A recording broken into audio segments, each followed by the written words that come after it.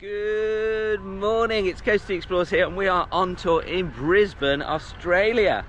Now, today's episode we're going to be looking at two towers, one here in Brisbane and one in Hong Kong. Both built for totally different reasons, but both ending up having the same function. I wonder what they are.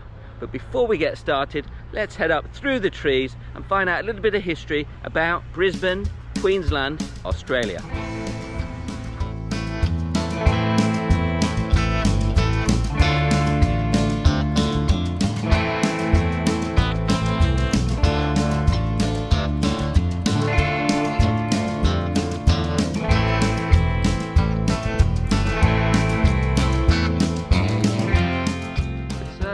We leave the botanical gardens behind. Interestingly enough, one of the first things the British brought to Hong Kong when they arrived in 1841 was the botanical gardens. Also botanical gardens here, as there is in Sydney. Now, behind me you can see Government House. This was built in 1862 for Queensland's first governor. That was Sir George Bowen, who incidentally then went on to become a Governor of Hong Kong as well. Built in 1862, and that's because Queensland became a state in its own right in 1859 when Queen Victoria sent letters patent to the government to set up a state here, because before that it was part of New South Wales, all the way up and down the east coast was part of New South Wales. So here we go, Government House, built in 1862.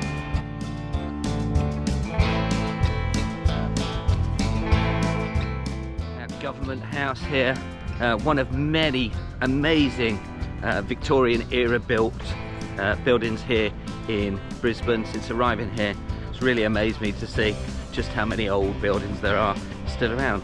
Now this one was sold off, or given should I say, to the University of Queensland in 1909 when it was gifted by the Queensland government. So then the governor had to move to its present place, which is an estate about 4 kilometres out of town called Fernburg, a nice place on 14 hectares of land.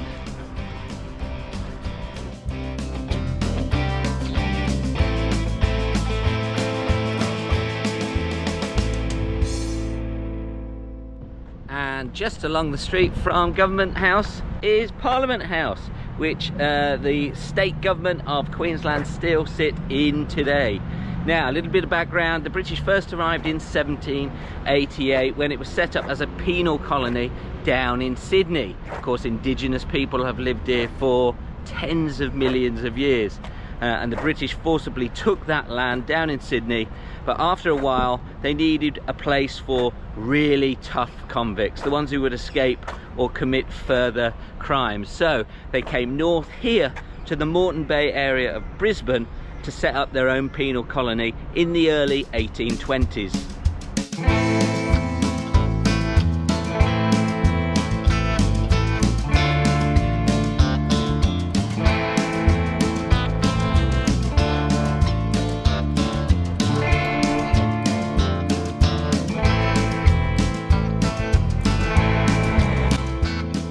Now, further along George Street we have this wonderful building, the Lands Administration Building. And out front is a statue of Queen Victoria, just like we have in Victoria Park in Hong Kong. Now this Lands Administration Building, very grand building. Back in the 1800s, land was fairly cheap here. The British selling off to farmers. It became a very rich place through the wool trade, the timber trade. Beef was big here, and then gold was struck later. In fact, behind me you can see the Treasury Building, probably the grandest building here in Brisbane, now a casino. So there we go, money still changes hands in that building. So here's a fun fact about Queen Victoria here. She should never have been queen. It was her uncle who was the previous king, King William IV. He was married to Queen Consort Adelaide, who gave her name to the city of Adelaide in South Australia. Now, they had 4 children. 2 were stillborn and 2 were born but died in infancy. That was Elizabeth and Charlotte, who have got streets named after them here. So then it was passed to their cousin, Victoria, who became queen. 1837 to 1901, She presided over the British Empire, and all around the world you can see statues to her, including one in Victoria Park in Hong Kong.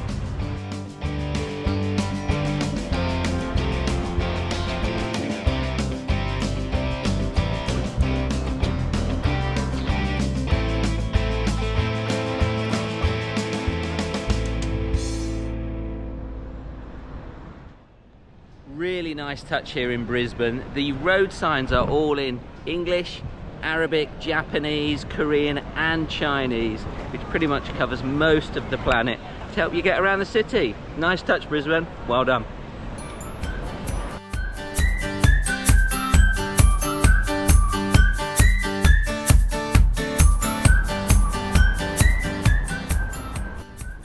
Now we're walking up a noticeable hill here. Up here is Spring Hill, probably named after the water springs that were all around here. The original settlement of Brisbane was going to be further east from here, but the water wasn't too good, so they moved further up what is now the Brisbane River to make settlement here on a winding bank of the Brisbane River. So let's head up now and find out all about Tower number 1 on Spring Hill.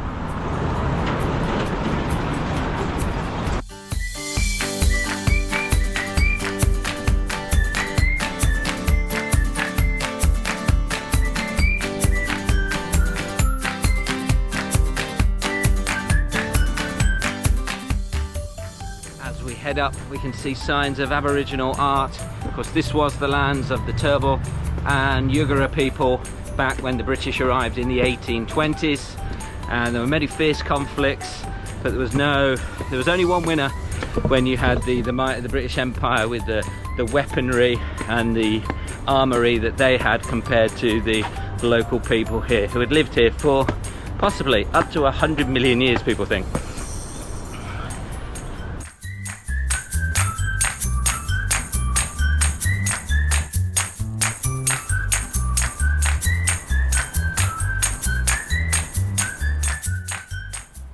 And here it is. It's the old windmill, built in 1828. It's the oldest convict structure here in Queensland.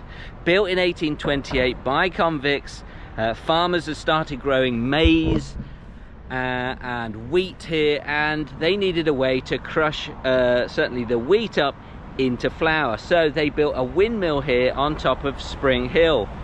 Now, there was a problem. There wasn't much wind, so even though it had sails, it wasn't turning that much, so they needed to find another source. So they turned back to the convicts and built sort of a medieval torture treadmill, where up to 16 men a day, some in leg irons, would be walking up and down this medieval treadmill from sunrise to sunset, 7 days a week, to get the mill going, to crush up the wheat to turn into flour.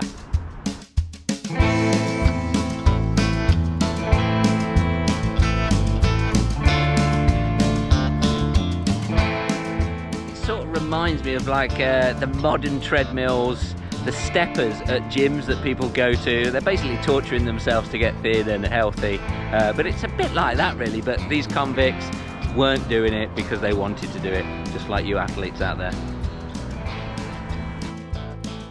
Now, the penal colony here in Moreton Bay, Brisbane area, that ceased operations in around 1842, and the mill itself closed down in the mid to late 1840s. There was one gruesome thing that happened here though. Around that time, 2 Aboriginal men were found guilty of murder, and they were hung from the window up there. A piece of wood was put out and they were hung for everyone in the community to see. Here's a fun fact. In 1836, the tower was actually struck by lightning and caused great damage, and it took a year for a millwright from Sydney to come up here to repair it, to get it working again. 1 whole year. Now, in the 1860s, this was refurbished, renovated and turned into an observatory, and on top was placed a copper ball, and each day at 1 o'clock that time ball would be dropped and all the people out in the city below and in the river in their ships, they could set their clocks and chronometers to 1 o'clock.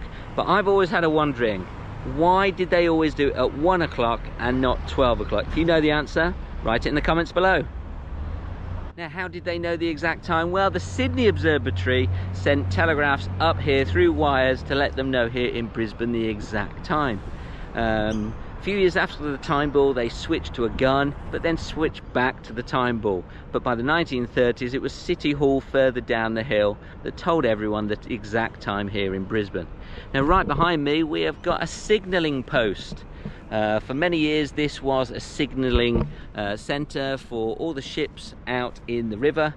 Different weathers would have different flags, and the ship's captains could look up here to Spring Hill to see what the weather was like and whether it was safe to head out into the bay and all around the world. Now, because of its height, by the 1920s it became a radio broadcasting post, and then in 1934 it became the first place to broadcast a TV show to Queensland, right from the top of the tower here.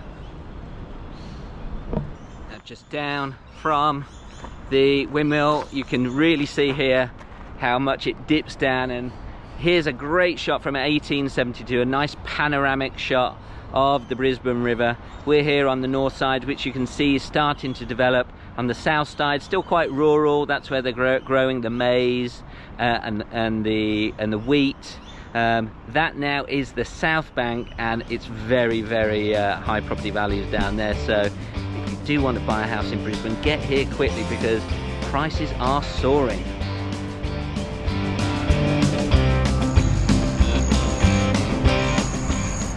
Now, right next to the windmill are these strange buildings here. If you know what they are, put it in the comments below. I know there was a cottage here for the person working in the observatory back in the day, but I am not sure what these are for. Let me know.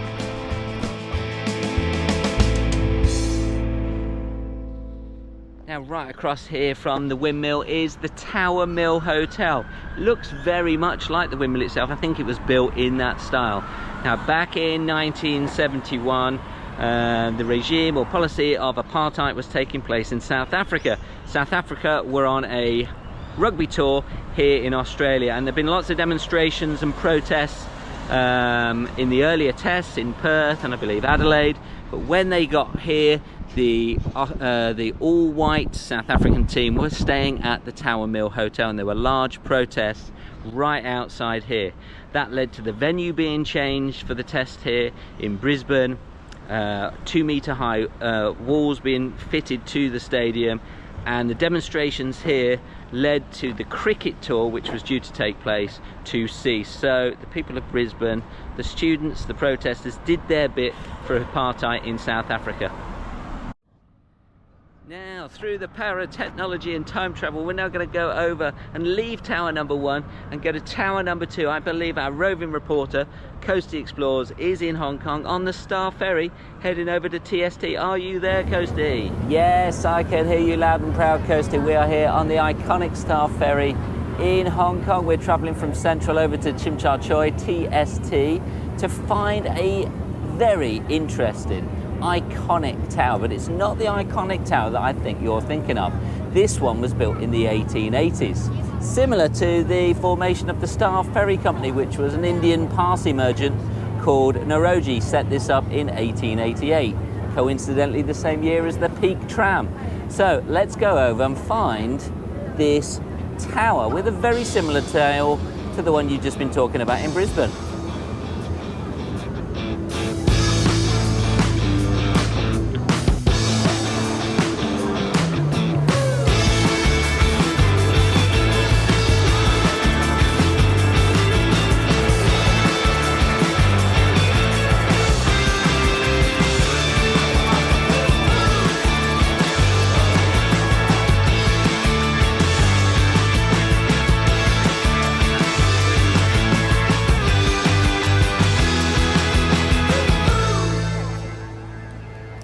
Now come on, who thought it was going to be this tower here, which is pride of place right outside the TST bus terminal and Star Ferry terminal.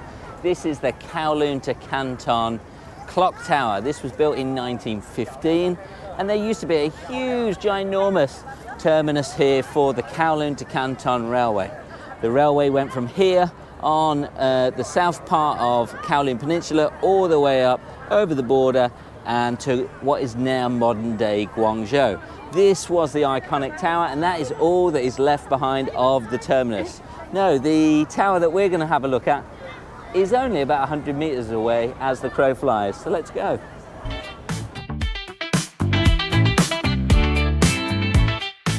Now the biggest queue down here at the Star Ferry is not for the Star Ferry itself or to see that tower. It's for the Mr. Softy, the Mr. Whippy ice cream van. Surely a legacy of what the British left behind here in Hong Kong. Unbelievable. That man has got a great business.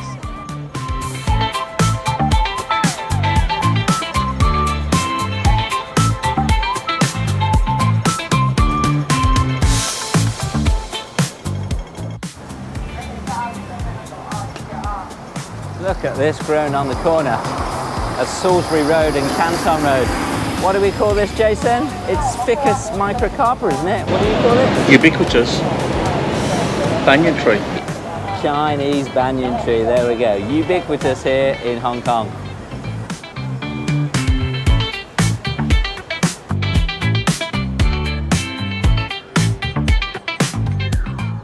Yes, we've come to Heritage 1881, which is the site of the old Marine Police headquarters, because the tower we're looking for is on a little mound right in front of it.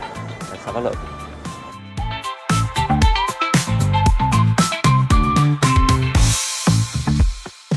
Here it is, it's the magnificent Time Ball Tower here in TST. Similar to your one in Brisbane Coastie, the one here in Hong Kong was built in 1885. Time ball on top, 1 o'clock each day it was dropped so the ships in the harbour could set their marine chronometers. Right next door as well you can see the signal mast. This showed the ships out at sea, the different levels of wind. If there was a typhoon coming, certain flags would be raised. There was even a typhoon gun and even explosives at one point used, and lanterns at night to let ships know the types of weather that was out there. So we have a similar one here in Hong Kong. Right, I think we should head over the harbour to find out about George Ferguson Bowen, who was first governor of Queensland, but also 9th governor here in Hong Kong. So let's go.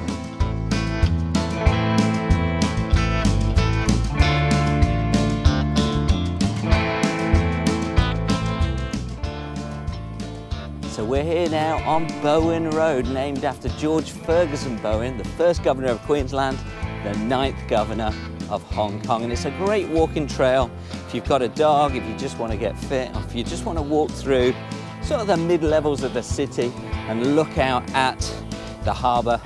This is a great place to come.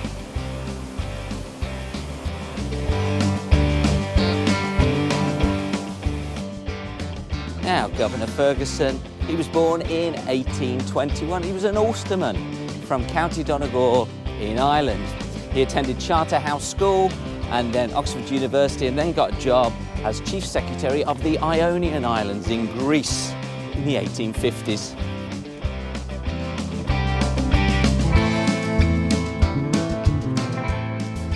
After that, he became Queensland's first governor in 1859. Following that, he went to New Zealand and became the governor there in 1868. Then on to Victoria in Australia in 1874, Mauritius in 1879, before moving to be Hong Kong's governor in 1883. He stayed until 1887 when, due to a bit of ill health, he retired from the Foreign Service and retired back to England. And he died in Brighton in 1899. Great little garden here, Bowen Road Garden, with toilet facilities, workout station. You see a lot of old Chinese people generally working out all day long there. Now, Governor Bowen, what did he do here in Hong Kong? Well, he set up the Hong Kong Observatory in 1883. He also constructed the building of the Typhoon Shelter in Causeway Bay, a massive undertaking, and he was also the first to build a college here.